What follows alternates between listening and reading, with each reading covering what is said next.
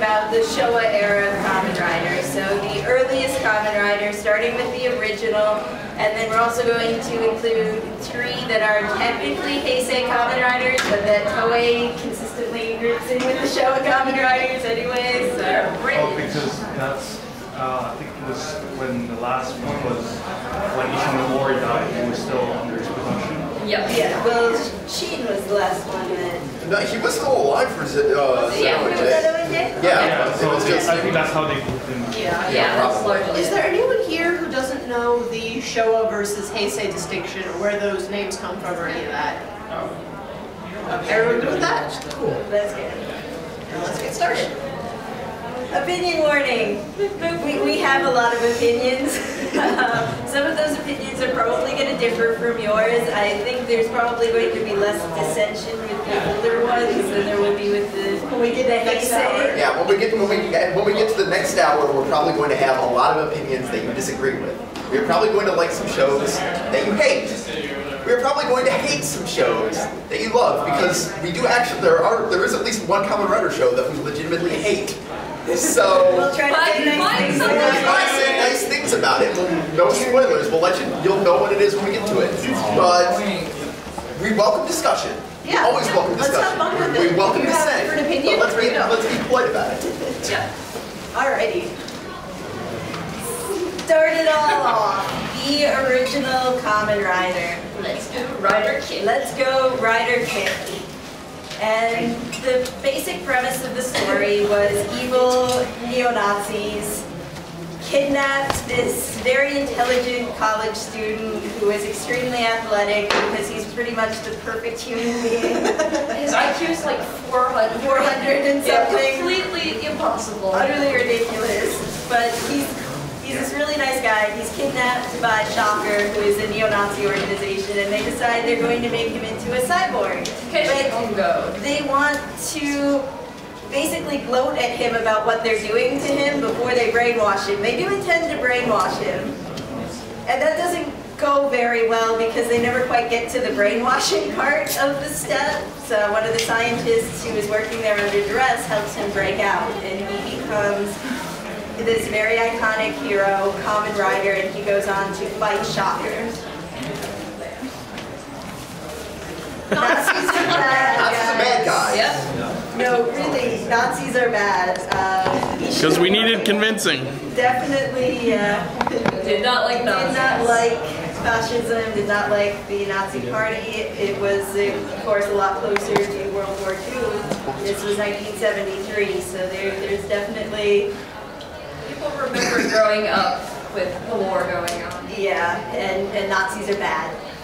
It also deals a lot with the definition of a hero because, and the definition of humanity. Hongo spends a lot of time, or at least the narrator says that Hongo spends a lot of time wondering if he's still human, if he can count as a hero, despite the fact that he's been turned into this cyborg, this creature that's not entirely human anymore. They call their monsters and villains Kaizo Ningen, which is essentially a translation for cyborg, but they're all some sort of animal theme. And he just happens to be the grasshopper themed kaijin monster person. So, some pros and cons of the original Kamen Rider. Pros are you have 2 iconic charismatic protagonists. You have the Rider 1 and Rider 2. We'll get into why there are 2 Riders in a minute. But they're both really cool guys. Like, Rider 1 is a bit more intense, a bit more serious, at least ostensibly, than Rider 2. Rider 2 kind of has this joking streak to him, but definitely when push comes to shove, he has this righteous anger to him as well that really is appealing. It's got great villains, like Shocker are just a bunch of real nasty guys that you just can't wait to see get taken down. They chew on the scenery. Once you start getting into the generals, like General Zol, especially General Zol. And Dr. Shinigami. Dr. Shinigami is pretty great too. These guys just stick around for a while, and they're just you're excited every time you see them again. The side characters are pretty great. There's 2 side characters that are in basically every episode. Hongo's coach, Tachibana, and this FBI agent named Taki, who is her favorite character of all time. And then there are some other characters that come in and out, some kids, some ladies that show up throughout the show, and they're all pretty cool. And the scenarios that they go through are just strange in the most wonderful way. Shocker has the best plans ever. Explosive cacti? Yeah, just great stuff. And there's actually kind of this dark undertone, like the majority of it's a lot of fun, but they definitely imply that Shocker has actually taken over pretty much the rest of the world, except for Japan, because Japan Shocker is just incompetent. Occasionally we get members of the International Shocker coming to Japan to try to fix the problems going on there, and, well, Kamen Rider is too awesome for them. Also, once you get to Japan, apparently the only plans you can think of are like, let's make volcanoes erupt in Tokyo. Right. Some of the problems of the show. One is the transition between Rider 1 and Rider 2. The actor for Rider 1, Hiroshi Fujioka, was hired just as much for his athletic ability as he was for his acting ability, and he did all of his own stunts. This allowed for, this great sense of realism in the show, but unfortunately, it also meant that when he got into an accident, which happened when he was doing a bike stunt, he shattered both of his legs. Suddenly they're without their main actor anymore, and eventually they decide that, okay, in order to get around this, we'll introduce a second character, the second Kamen Rider, to be the main character. But for a little bit in between the two, they try to, because they're not sure how long Fujioka's going to be in the hospital, they try to just sort of lampshade the whole thing and just have a bunch of stock footage of Hongo doing various things throughout the episodes, and then most of the original footage is just Rider 1 in suit.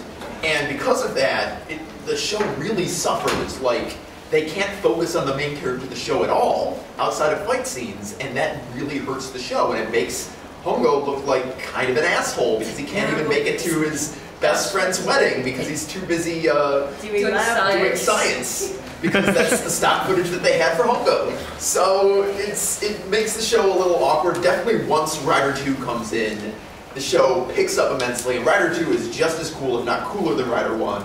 So the show just explodes after that and just becomes wonderful. And you also hear the words Ichigo and Nigo thrown around for Rider 1 and Rider 2. Ichigo literally means number 1, Nigo's number 2. Yeah. So yeah. Sometimes fandom uses them interchangeably. Yep. There are some occasions, because it's such an episodic show and there's different writers all the time, and it's something that's meant to be watched episode for episode, you don't need to watch them one after the other. Occasionally there are some character inconsistencies. There are some times when someone does something or says something that you're just like, wait, that makes no sense for you to say that. You should be supporting this or not supporting that. And it's part of the style at the time. And in general, if you're used to that, you can overlook it, but it's a thing that happens. And then, obviously, it's a show from 1971, so it's got kind of bad special effects by today's standards. It's got really weird storytelling by today's standards. Some people might not be able to deal with this. One of my favorite examples was the episode with the Cobra Man, so the Cobra-themed cyborg villain, right? And his design, I mean, obviously he's got kind of this Cobra head, but he also has like this sock puppet snake on his hand too, and he likes to menace people with it. And like sometimes he'll just cast his shadow on the wall. You just see like the shadow of the sock puppet, and it's ridiculous. And he doesn't have fangs. He has poisonous dentures that are like a special weapon. Yep. And he loses them partway through the episode. It's part of the plot, and it's ridiculous. But I mean, so if you like cheesy sci-fi, it can be a lot of fun. Oh yeah. So that's the original Kamen Rider in a That's nutshell. where it all started. Yep, and one of the big things was the original mangaka, Shotaro Ishinomori. He really wanted to show what he thought was a hero, and most of his Kamen Rider characters are what he envisions as the ultimate concept of an older brother figure. You know, somebody who you want to try to become a paragon for kids to look up to. So V3 was the direct follow-up to the original, so much so that the first and second riders play a big part in the story. The guy who becomes V3 this is not a spoiler, it's the first episode, his whole cause, is that his family was murdered by Shocker. And so he's trying to convince the first and second Kamen Riders to help him become a cyborg too. And they're like, nuh-uh, you don't want this, it's too dangerous, you don't want to lose that part of your humanity. So he goes and almost gets himself killed by Shocker, which then leaves... That's Destron. It's Destron at that point. Which then leaves the two original heroes no choice but to make him a cyborg and give him his wish. So it's really a direct tie-in. It's very well loved. In Japan, this was one of the most fondly remembered. And D3 actually is available, subtitled. There was a Hawaiian release because, again, it's extremely popular in Japan. It was very popular with the Japanese community in Hawaii. It's a little on the pricey side, but they give you your money's worth. They've got a lot of little extras with it, and it's fun. It's still 70s sci-fi, so it's still campy and a little bit ridiculous, but it's a lot of fun. Speaking of campy. Oh boy, here we are. Next up to bat. Yeah. So yes, we are now setting up to have our cyborg, son of an amazing professor.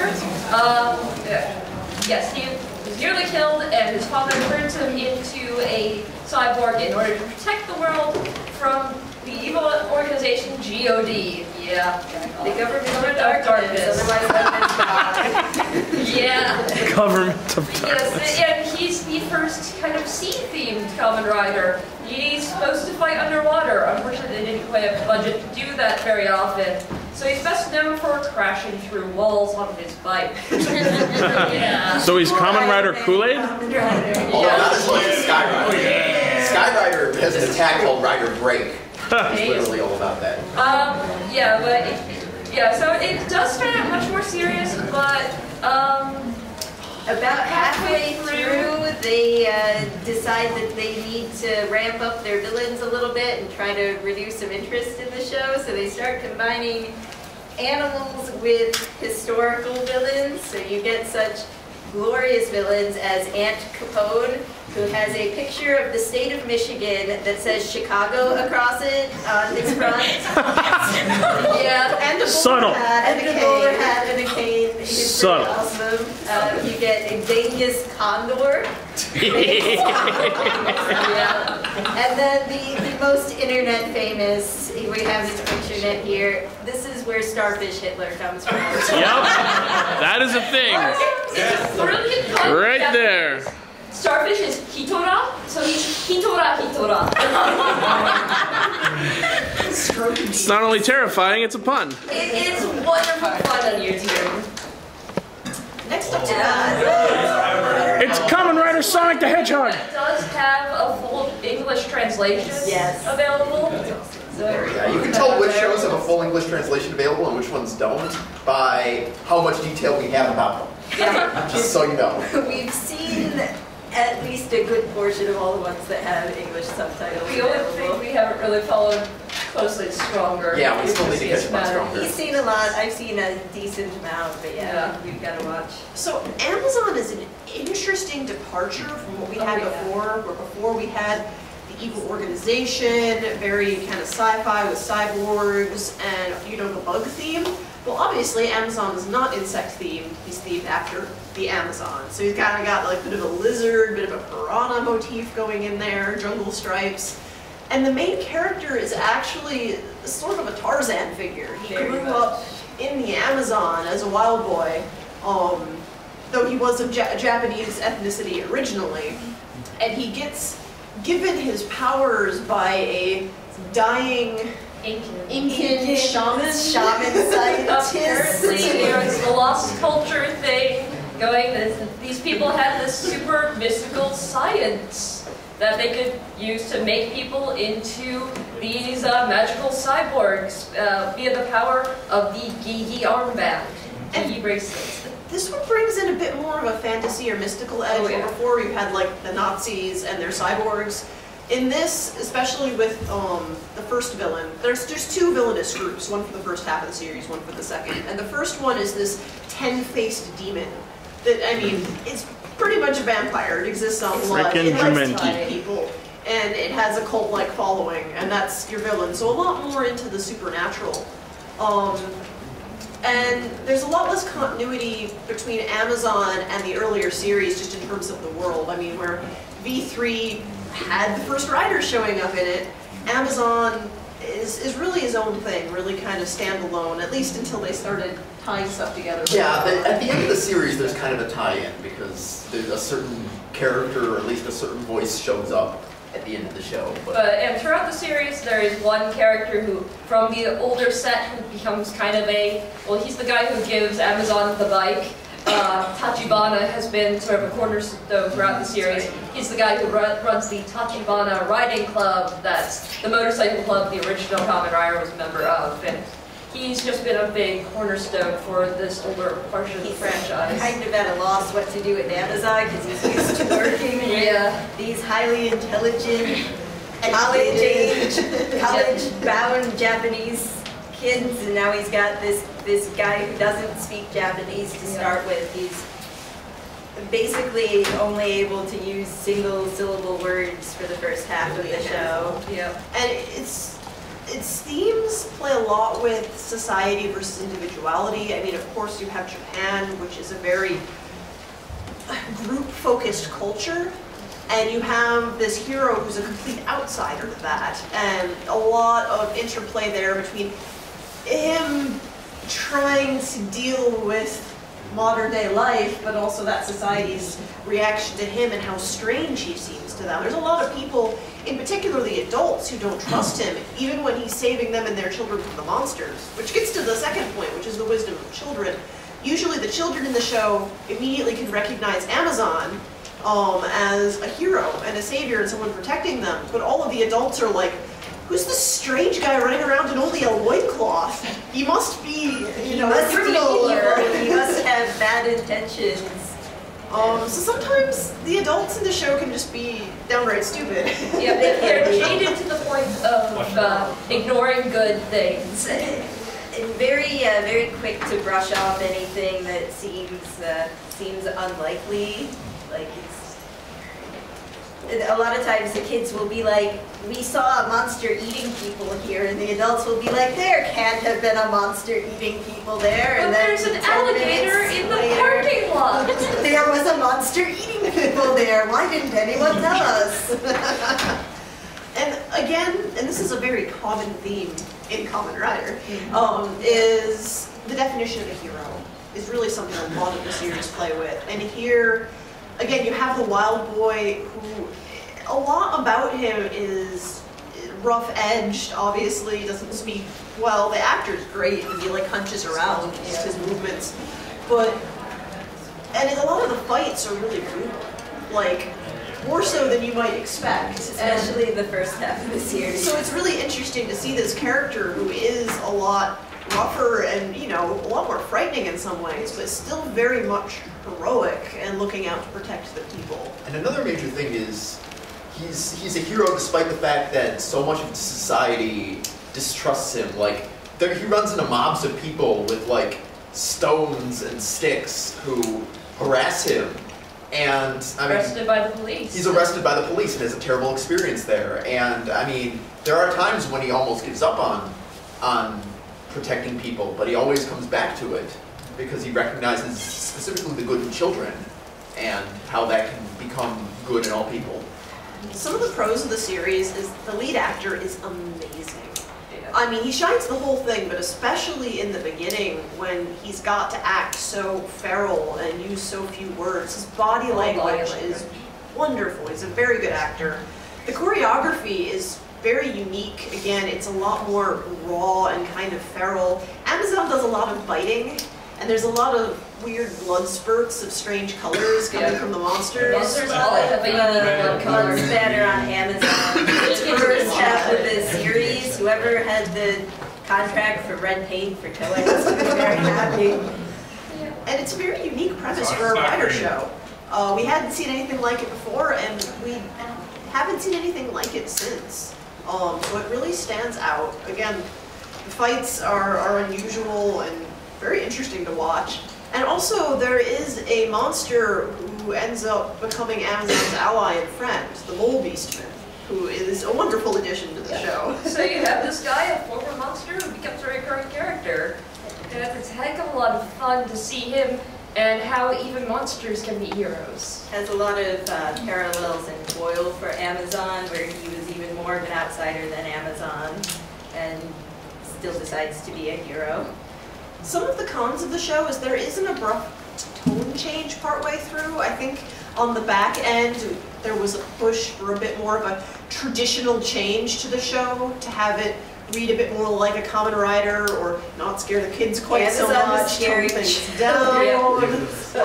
So Amazon gets a new costume, so he's not running around naked anymore. He has hot pants and a vest now. It's adorable. And he makes it work, but Amazon like short shorts. Amazon becomes a very fast study in Japanese, and his ability to speak improves rapidly. Like over the course of an episode, he's barely speaking in grunts to speaking perfect Japanese. And the fight scenes change a lot. They become more toned down, and he starts announcing his attack names while doing them, you know, more of the traditional anime. They also removed the white pointy teeth that had been part of his helmet. The jaw was slightly articulated. Yeah, those were removed from the costume. Unfortunately, along with the rest of the things, with the tone shift, they completely redid the villains, and for the worst.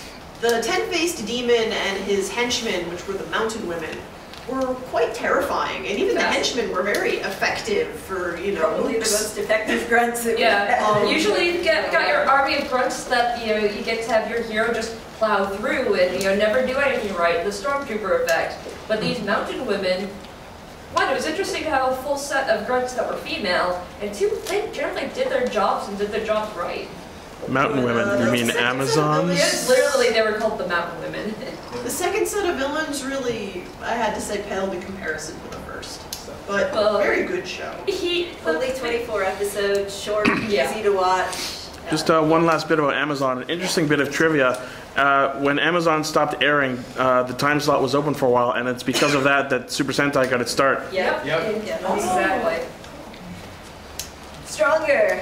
The heavens call, the earth cries out, the crowd roars. Time to equip your pool floaties. It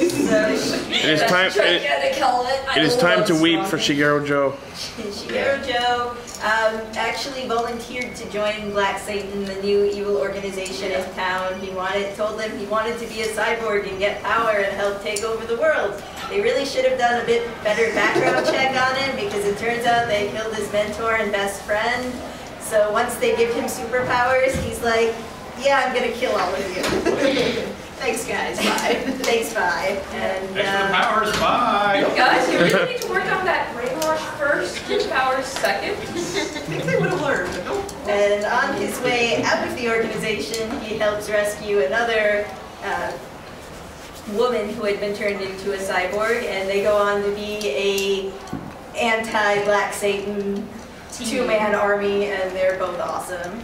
And this guy here, that's Tachibana, who was that head of the motorcycle team from the very first show. This guy sticks around for a pretty long way into the franchise. Oh yeah. He had a big influence. And as we stated, Stronger has the first female Kamen Rider. Toei still does not officially recognize her as one, but let's face it, she's a female Kamen Rider. Yep, she has all the power, she's a full-blown cyborg. Toei says, no, she can't be one because you can see her face. They also count this character called Rider Man. Rider Man. Who only has a bionic arm. So, yeah. So he's still a rider. And she's awesome. Yeah. So next is Sky Rider. And Hiroshitsuka is camping with his friends, and he sees a man being kidnapped, so he attempts to help him. And for this offense, Neo Shocker decides, okay, we're just gonna kill all of your friends that you were camping with in gruesome, horrific ways. Episode 1 is you watch Tsukuba burying all his friends halfway through the first episode, and you're like, Well, somebody wanted a bloodbath writing this show. Yep. So, then, not long after that, Tsukuba himself is captured and used as a test subject by Neo Shocker, which is the Neo Shocker organization. No subtlety here. But the scientist who he attempted to rescue helps him get out and preserves his mind, similar to the original Kamen Rider. And he manages to escape and becomes what is now referred to as Sky Rider. And the reason for this is because he can fly. It's not something that happens too often, but it's an ability he does. Yeah, budget. But it's an ability he does have. And the show was actually an attempt to reboot the franchise, trying to bring it down to its basic roots. When it was originally airing, it was actually just called Kamen Rider, once again. Then later it kind of got referred to as New Kamen Rider, and nowadays it's basically just referred to as Sky Rider. Eventually, halfway through the series, they decide, no, it's not a reboot. All the other riders are going to come in and they're going to help train him and bring him up to speed, blah, blah, blah, blah, and it's basically going to be a big reunion show. So it completely becomes the exact opposite of what it was supposed to be halfway through. But still fun. It's fun. It's interesting. It's a good show. And as we mentioned, although he can fly, he's much better known for bursting through walls. Rider break. Break! So, wait, a little early. So this is their first space ride. Yep. And this guy was not actually turned against his will. Kazuya Oki was an astronaut, and to be part of this new groundbreaking program, he is turned into a cyborg to be able to deal with the stresses of space. And it leads to lots of other interesting things, but unfortunately, the Dogma Kingdom destroys the rest of the program and leaves him to avenge his fallen friends. He's got tassels. It's because he's American. He's the only. He also has the first non-Japanese motorcycle too. See, why don't we rename him Kamen Rider Ultimate Warrior? You all found out the power of Kamen Rider Ultimate Warrior. He also has removable hands, which is this big gimmick. Yes. He's got various different kinds of hands that he can switch back and forth between at will. And then after Super 1, there's a bit of a break in the franchise from 1980 to 1984. Yeah, and he was also a bit kung fu. A rider? Yes, he definitely had a You mean there was a rider break? What? There was a rider break? There was a rider break. Yep. And then we came to Showa decade. the 10th rider, their first big anniversary celebration. And there was Ryo Murasame is a pilot kidnapped by aliens, turned into a cyborg, and he decides he's got to keep the Badan Empire, who destroyed his leg, Oh, from shit. destroying That's where planets, Badan's from. including Earth. They originally intended it to be a series. They ended up only having the budget to do a movie, so you feel like there's a lot of the story you're just being told, so that they can make it short enough to fit in the movie. It doesn't like the Makes- French it's- version of the series. Yeah. Yes. Oh, no, I guess we didn't have it. Oh no, they go, We got a few more notes. I have to say that one of the most amusing things in Zicross is when the first riders sit him down with a video cassette and a television and said, "Here's our adventures. This is what it means to be a Kamen This is our Rider." credentials. You should trust us now to help you save the world. And he does. So it was a very convincing videotape. And he was also a ninja. Yes. You mean Obviously, even then, a ninja with bright orange? Where have we seen that before? Oh my god. Yeah. And That's the very dark magenta. Kamen Rider Naruto. Can I make a shot? I mean, Naruto. And this was the last installment of the franchise until 1987, where we got Flash. Yes. Yes. So it sucks when your 19th birthday party is ruined by cultists trying to turn you into Satan. It's not a good time. So his response: save his brother, destroy the ancient evil, and save all of the tuna in Japan from the cultist evil plots. Black is amazing. Yeah, it's not a mistake. Culture it's subtitled, and it's. We'll talk more about it. Yeah. Some of its main themes are obviously family. I mean, he's trying to save his brother. One of the other main characters is his adopted sister. That's really tied into what's going on in the story. So there's that really strong family theme. The family theme is a little bit convoluted. This is something that is told to you in the first episode. We're trying to avoid spoilers for main series, but he was adopted. His father's died, but he was adopted by his father's best friend, who had a son born down to the same minute as this lead character, so they consider themselves twins. Definition of humanity comes in again here.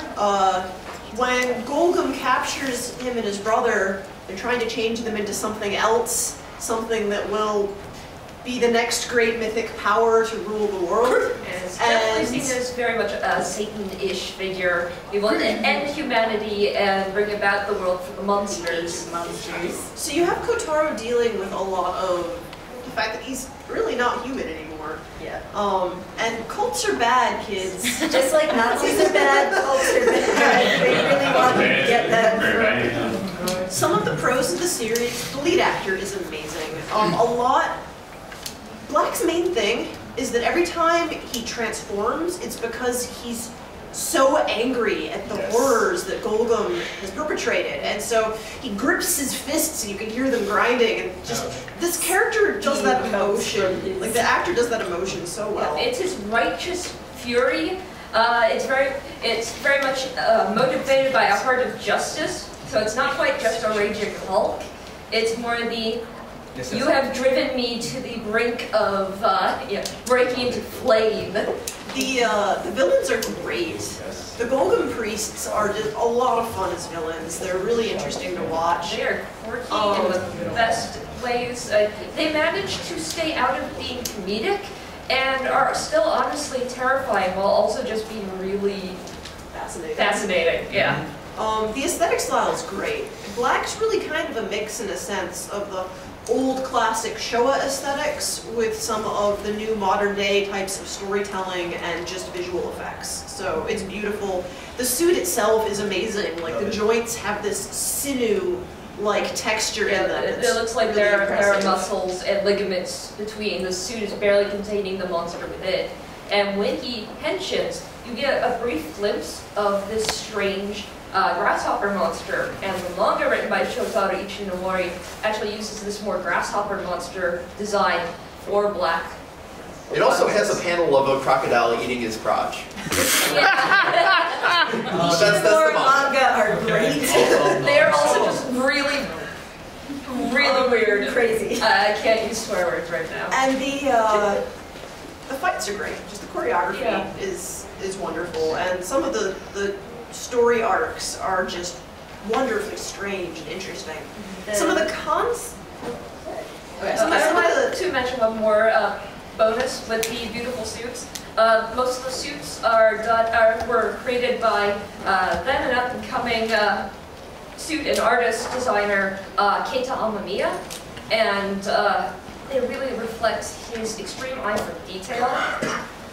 There is a flea that, honestly, as biologists, that looks like a flea, while still being an intimidating monster. For Black. Yeah. Some of the cons to the series is the main plot can kind of get lost. I mean, the main plot is he's trying to save his brother, but there's episodes and episodes that can go by without brother being mentioned, really, just with side stuff happening. Part of that's a similar problem to what we had in Wizard. They had a lot of issues getting scheduling to work up with the actor for Nobuhiko, so they put in just a clip to show you that Nobuhiko's still out there, but I will say, and I won't give you any details as a spoiler, but we did find the ending to be a bit unnecessarily dour.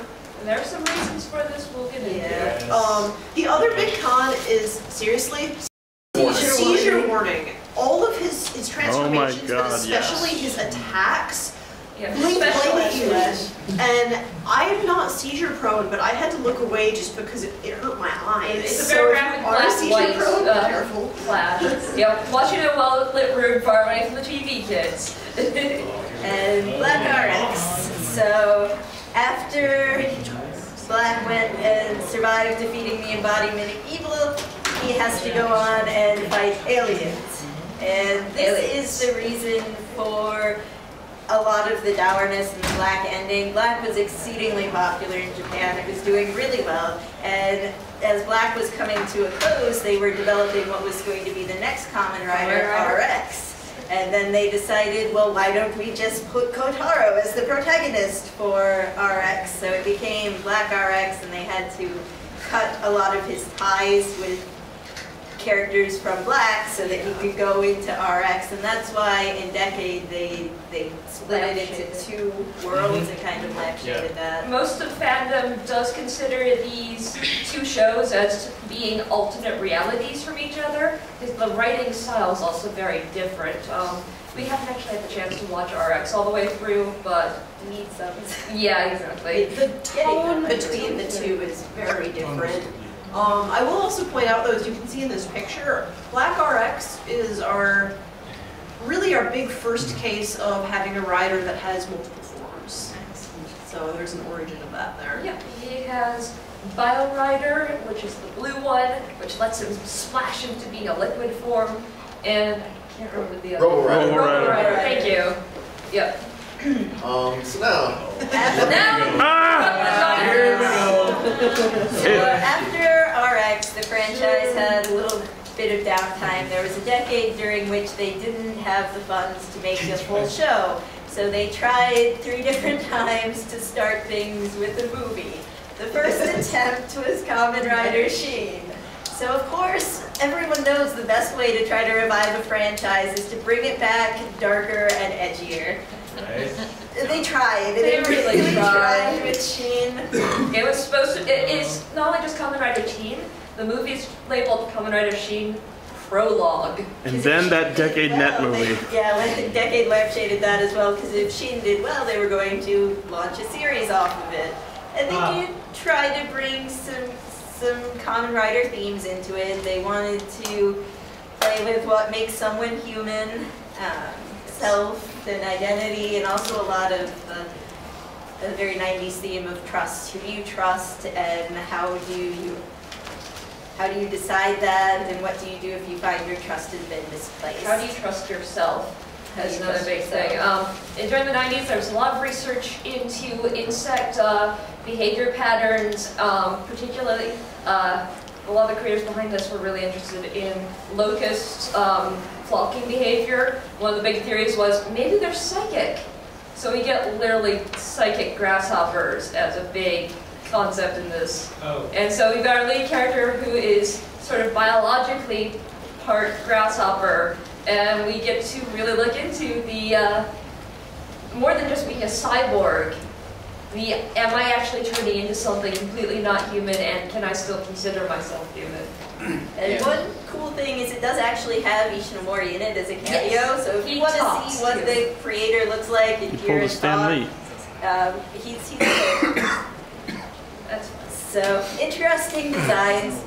They put a lot of money into it. It had some good high concepts, but it's really terrible. This is one of the funniest bad movies I've ever seen. I love this movie. I love this movie for all the wrong reasons, but I love this movie. It's great for drinking games. It is just one of the most entertaining head scratcher If you wanna films. Which means I need to riff track it. Yes. Yes. Precisely, it's perfect for If you that. want to kill your friends with alcohol poisoning, have them take a shot every time the psychic grasshoppers are crawling across the screen. They'll be dead Wow. halfway through the movie. Or the human-faced grasshopper. Or the human-faced Yeah. grasshoppers. Oh my god. A lot of things are just hilariously over-gory. His transformation sequence will either make you physically sick or make you just die laughing because it makes Mortal Kombat look tame. Ooh. Yeah. The last Them's 15 fighting minutes words. are some of the funniest 15 minutes I've ever seen. It's supposed to be really It's supposed sad. to be really sad and serious, but it just keeps getting more and more ridiculous. You think you've reached the epitome of ridiculous when he does a finishing move that looks like it's right out of Mortal Kombat. No, 5 seconds later it gets more ridiculous. And again, the special effects were done by Keita Amamiya. I'm going to drop his name a bunch because he actually wrote and directed the next 2 films, but this one he was just brought in for the suits. And the suits show it. There's so much detail in the suits. It's gorgeous. Oh, but Hilera Bad is still bad, so don't watch in expecting great cinema. Also, the acting is not great, which is unfortunate because the main character's actor is one of the worst offenders there. And then, like, a decade later, he does an Ultraman show, and it's great. So it takes, the moral is it takes 10 years to learn to act. Well, that and the moral is the director was probably terrible. Yeah, it's fun. So Shin did not do well, so they waited a little bit, and then Keita Amamiya wanted to try to bring it back, so he made Zeto for a film festival. Yeah. Kamen Rider Cell. Like, if darker and edgier doesn't work, we're gonna go back to the basics. We've got an evil scientist, he's brainwashing this guy, who's a hero, he wants to save children. He's just a really decent guy. Again, going back to that big brother figure. There are talking grasshoppers as well. Not just talking to him, not to the audience. That doesn't happen until the next film. Yeah. Oh, okay. The 90s in Japan was obsessed with psychics and psychic resonance with the earth. You see a lot of Esper stuff brought up in like Final Fantasy games, in the Godzilla franchise, so yeah, it was a thing. So Zeto's well worth a watch. It's only like 45 minutes long, and it's fun. It's a good little Kamen Rider show. Movie. And then J was released after that. That, as well as Talking Grasshoppers, they decided, well, that's not good enough. So they have a Kamen Rider whose final gimmick, and admittedly it's not as big of a gimmick as Toei makes it out to be nowadays, but he can grow. He can grow to an enormous size, kind of like another transforming hero of the time. I've never heard of Ultraman. During the 90s, Ultraman was actually doing really well. Did they ever crossover? So. Yes. Yeah, yeah. Yes. Oh, awesome. And there have also been a few video game crossovers that were kind of there have been video game crossovers between Kamen Rider, Ultraman, and Gundam. Weird. Oh, I know about that one. There have been a bunch of them. Like I know there was one for DS. They go all the way back to the original Game Boy. Oh, okay. I only know about the DS one that was recent. they're cute. Jade is a fun one-off. I mean, it's a self-consolidated movie, again designed by Keita Amamiya, who has an awesome art style. And it's fun. You have a main character who is given the powers of the earth. It's very much an environmental kind of tone. Like, he cares about the earth, and so the earth wants to grant him the power to protect it. Yep, the earth actually is the one that surgically transforms him and saves him from death and turns him into Gaia's warrior. And there's a talking grasshopper next to her. Kamen Rider Captain Planet. And yes, we say talking grasshopper, it's actually not obnoxious. No, cute. Actually, pretty cute. There is a crossover movie with Zeto and Jay. How do you tell them apart? Well, Jay's got a little bit more green, Zeto's got a little bit more gold, that's it. Yeah, the rest of the suits and the monsters are fantastic. It's unfortunate the riders are the least interesting suits. If you're being not very visual, then telling Zeto and Jay apart can be really hard. But just remember that Jay is the one who grows. Okay, now... We are going to be in this same room in the next hour with Heisei Kamen Rider. So if people want to stay, if anyone's interested in that, we could always start that early, since I have a feeling we'll take more time diving into the So that's all combined together, don't worry. Yeah, same here. But we're going to probably have to rush through this panel because there's so much to cover, so... And to start questions, I'm going to take a quick moment and just let the supervisors know, Just if so they people- don't like try and kick you guys out and make you come back in. And if, just let them know if there are people here from Heisei, let them come in. Also, if anyone wants to see the video of both panels as well as the Toku panel from 4 o'clock, you can come get a card from me. We also run a Sentai and Kamen Rider podcast if anyone's interested. Are you going to be filming the Garo panel later? We have someone filming it, yeah. Cool. Yes. Yeah, and if anyone is a Keita Amamiya fan or is curious about what he does when he's working on his own, Garo is... For its half an hour, it's actually pretty good. We'll be talking about it later. It's awesome. But, any questions about Showa Kamen Rider? Anybody have any? How many